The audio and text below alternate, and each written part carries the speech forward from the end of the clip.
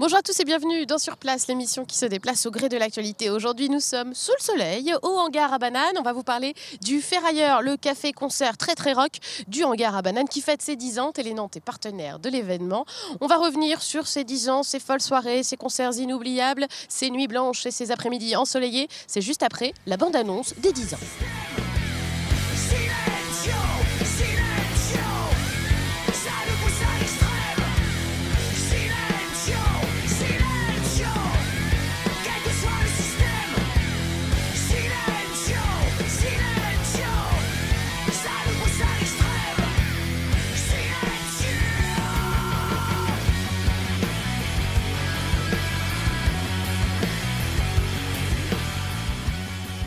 Avec nos deux invités, Maxime Pasquer, programmateur du Ferrailleur, et Thomas Dédélac, gérant, et aussi homme à tout faire, un petit peu en ce moment, d'ailleurs tous les deux en ce moment, homme à tout faire. On voit derrière nous, il y a l'installation en ce moment d'un écran géant pour les préparatifs évidemment des 10 ans. Alors 10 ans, on remonte un petit peu en arrière, tout commence en 2007, et à la base il y a cette opportunité, ce nouveau hangar à bananes qui s'ouvre avec toutes ces cases libres.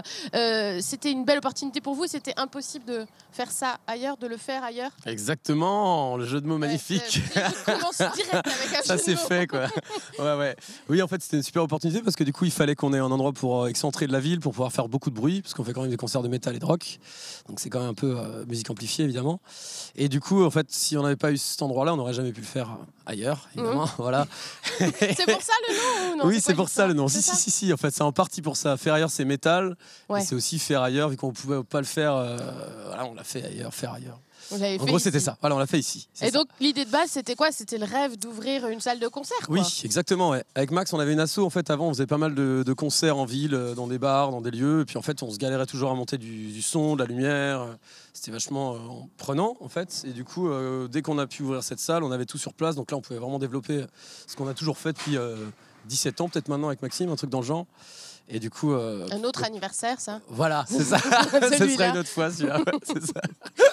Mais il faut se remettre un petit peu dans ce qu'était ce lieu en 2007. Il y avait rien quand même, et même tout autour, ça a vachement changé. C'était un pari en 2007 que d'ouvrir un truc ici. Bah oui, en fait, surtout qu'il n'y avait aucun transport en commun. C'était vraiment une friche jusqu'au bout, donc il n'y avait rien. On était les premiers à arriver en commerçant au bout du quai, et du coup. Sans transport, sans rien, en fait, les gens pour venir, il fallait quand même les amener vachement là-bas, les appâter pour qu'ils viennent réellement. Et du coup, vu qu'on fait beaucoup de concerts et qu'on a quand même une très belle programmation que Maxime exécute qualitativement, du coup, le patron est satisfait. Effectivement, complètement. Et donc, on a quand même réussi à amener beaucoup de monde. Et finalement, ça a pris de l'ampleur au fur et à mesure. Et puis, ils ont construit au fur et à mesure aussi. Et puis, ça a amené du monde. Et puis, maintenant, 10 ans plus tard, il y a quand même un paquet de constructions qui ont été faites et beaucoup de transports aussi qui viennent ici maintenant. Ce qui fait que maintenant, c'est plus le bout du monde, quoi, d'aller au hangar à bananes. Non. Ça a changé. Ouais, complètement. Alors, tu l'as déjà un peu dit, on se dit tu parce qu'ici tout le monde se dit. Ah oui, très bien. Tu l'as déjà un peu dit, mais vous êtes rencontrés dans cet asso Articulture, et vous venez tous les deux de la musique aussi. Toi, oui, complètement. Son, juste à côté, pas très loin, au Floride. Ouais, enfin, je faisais au Floride. Ouais. Au Hellfest aussi. Je faisais du Hellfest, Floride. Après, je montais des sonos pour des concerts de rock et de métal un peu partout à Nantes. Le Floride, c'est une anecdote en soi, mais il y en a eu plein d'autres. Des festivals, au Hellfest en soi, entre autres. Je faisais le son d'Ultra Vomit en fait au tout début aussi, j'ai tourné pendant 10 ans avec eux. C'est pour ça qu'on les retrouve souvent aussi. Voilà, c'est un peu historique ça, ouais, vraiment, Ultra Vomit c'est le groupe important. Ouais. Et puis après j'ai fait le son de For Damage, de plein de groupes comme ça, de tout ce qui est mat rock, post-rock.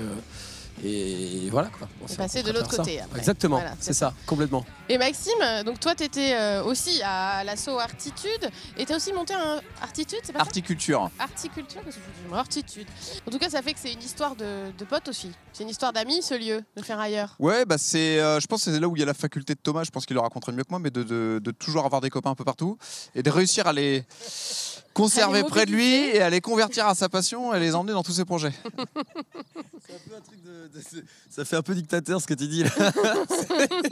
Il les garde auprès de lui. Ça fait marionnettiste comme ça. C'est ça. Non, c'est vrai qu'il y a un côté très fédérateur du moins dans ma manière de travailler. Et du coup, dès que je m'entoure de copains, en fait, les gens restent parce que je suis très sympathique et que j'ai des beaux projets surtout. Hein. C'est ça, évidemment, d'abord, à la base. Mais après, c'est vrai que j'ai tendance à réussir à garder plein de gens autour de moi et du coup, ça permet de faire plein de choses. Quoi. Comme là, pour les 10 Comme ans. en ce moment, entre autres. on voit ça Exactement. s'active pas mal. Complètement. Un petit mot sur la programmation. Alors ça, ce sera le mot de Maxime. Si on parle de ligne éditoriale dans les médias, alors là, je sais pas s'il y a une ligne éditoriale au Ferrailleur. Vous avez dit que l'idée c'était de faire du bruit puisque c'était rock et métal. Ouais. Mais il n'y a pas que ça quand même. Moi, je raconte toujours ça, mais je suis venue voir Mathieu Bogart, chanteur Oui, intimiste absolument. français, s'il Ouais. en est ici.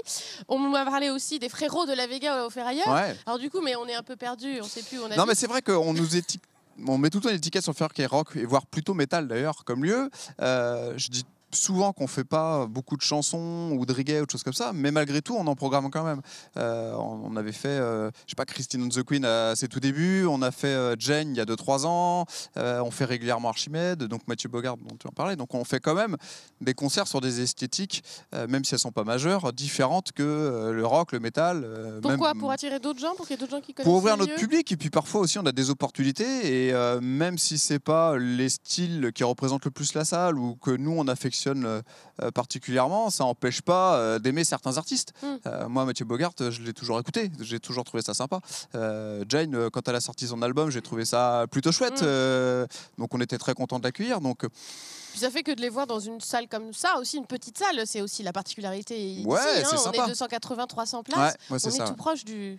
On est proche de l'artiste Des déjà, artistes, et ouais. puis après c'est vrai que nous c'est des artistes qu'on fait souvent à leur départ, enfin quand ils commencent entre guillemets leur carrière, donc c'est vrai que c'est des artistes qu'on pourrait plus avoir maintenant chez nous, mais on est content qu'ils soient passés par chez nous et qu'après ils aient un succès comme Jane, frère de la Vega. On parle beaucoup des exceptions, mais ça reste plutôt des exceptions Oui, dans absolument. la programmation, Oui, qui bien est sûr. quand même majoritairement rock. Ouais, bien sûr, bien sûr. Bah, nous, on vient de là. C'est vrai qu'en plus, c'était un style, je pense, qui à Nantes était sous-représenté au départ.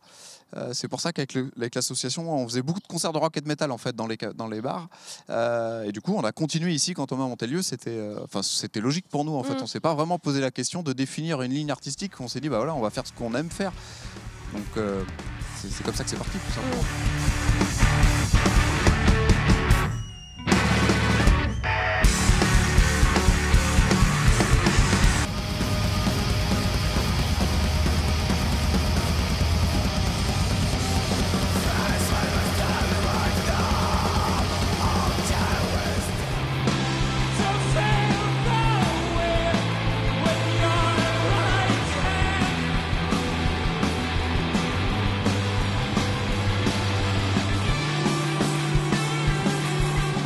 Alors, depuis 10 ans, il y a eu à peu près 1500 concerts, on faisait les comptes à peu près tout à l'heure. Oui, c'est à peu près ça. 3800 groupes. Ouais. Donc, parmi tout ça, tout ce maquis de souvenirs, la question qu'on pose forcément dans Ouais, nos bien sûr. anniversaires, c'est quoi un souvenir marquant, une rencontre marquante, un groupe marquant dans toute cette Il histoire? y en a beaucoup, évidemment. Alors, je ne vais pas forcément citer ceux qui sont dans la programmation des 10 ans, parce qu'on aura peut-être l'occasion d'y revenir. Et puis surtout, s'ils sont là, c'est parce qu'ils nous ont marqués.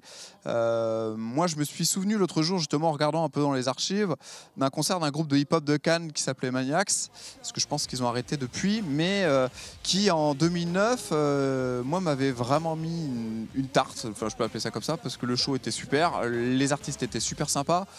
Et c'était un dimanche fin mai, c'était une des premières fois je crois que je faisais un concert un dimanche. Et il y a eu du monde et puis le concert était juste magnifique, donc c'était relativement improbable. D'ailleurs je crois que c'était le premier concert de hip-hop que je programmais.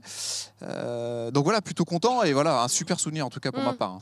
Thomas aussi, on ouvre la boîte à archives. Ouais. Qu'est-ce qui ressort? Et bien plein de choses, mais alors un truc spécial, pourquoi pas. Genre moi je dirais Red Fang par exemple, c'est un truc qui m'a marqué, c'était un super concert et puis là une super rencontre avec les gars du groupe qui était vraiment excellent. Puis on a fait une fête de fou derrière en plus, tant qu'à faire. Mais le concert était vraiment génial et après ils sont revenus d'ailleurs 3 fois en tout, je crois. Ils sont venus 2 fois derrière en plus. J'ai révisé grâce à Maxime, mais c'est du stoner. Oui, ça exactement, c'est du stoner. Ouais. C'est complètement c'est ça. pas toujours évident de voir les libellés de. Bah oui, c'est de sûr. styles Il y en a musicaux, mais plein voilà. aussi dans le métal et dans le rock. Il y a beaucoup de styles dans le Ouais. style, donc c'est vrai que c'est toujours un peu compliqué. Mais Red Fang, alors tu l'as dit, ils sont venus régulièrement. Est-ce qu'il y a aussi des habitués du Ferrailleur, des gens qui viennent tout le temps aussi? Ouais, évidemment. Je pense qu'Archimède, tu l'as cité, on peut dire que tous les ans, ils viennent quand même. Dès qu'ils ont un nouvel album, ouais. Seth Gecko, il vient à chaque fois chez nous dès qu'il a un nouvel album aussi. En hip-hop, ouais. Sinon.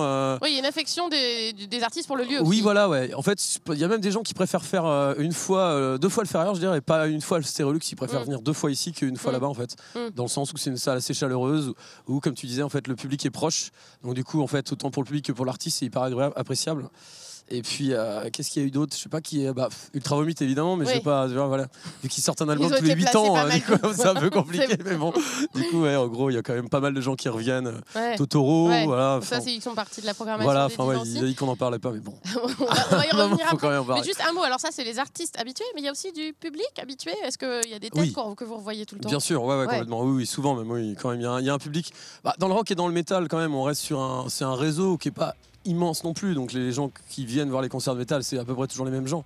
Après, ça change. Après, effectivement, en ouvrant la programmation avec le hip-hop, avec l'électro, avec tout ça, on a récupéré d'autres gens qu'on n'avait pas avant, qui venaient pas chez nous, et qui, eux, du coup, viennent pour des concerts qu'on revoit sur les concerts de rock, par exemple, alors qu'ils venaient à des soirées électro au début, parce qu'ils s'intéressent à d'autres trucs. On les...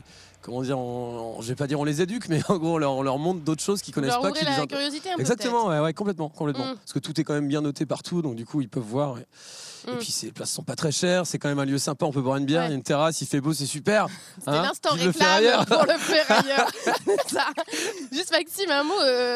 Tu disais quand on s'est eu au téléphone hier que voilà, ça fait 10 ans aussi que la salle existe, donc le public a aussi 10 ans de plus. Oui, c'est ça en fait. C'est juste que moi j'ai aussi l'impression qu'il y a un turnover sur une partie du public, dans le sens où le public de l'ouverture du Ferrailleur a maintenant entre 35 et 40 ans. Je pense ceux qui avaient 25 ans comme nous quand le bar a ouvert. Et du coup, ces gens-là continuent de venir. Mais peut-être pas toutes les semaines comme c'était le cas à l'époque. Moi je me souviens qu'à l'époque on a quand même des têtes, ils étaient là tous les week-ends. Ouais. C'était quand même relativement dingue. Et maintenant je pense qu'on a aussi une génération qui avait 15 ans, qui écoutait du rock, du métal, du punk, etc., mais qui n'avait pas la possibilité, peut-être pas les moyens aussi, pas forcément l'âge aussi pour venir chez nous, et qui maintenant vient régulièrement. Donc on a un nouveau public, en plus de l'ancien, qui vient régulièrement. Donc non, mais c'est quand même sympa d'avoir souvent des têtes d'habitués qui reviennent, c'est quand même très agréable, quoi. Eh ben, on va continuer à parler du Ferrailleur, on va marquer une courte pause et on revient dans quelques instants pour les 10 ans du Ferrailleur.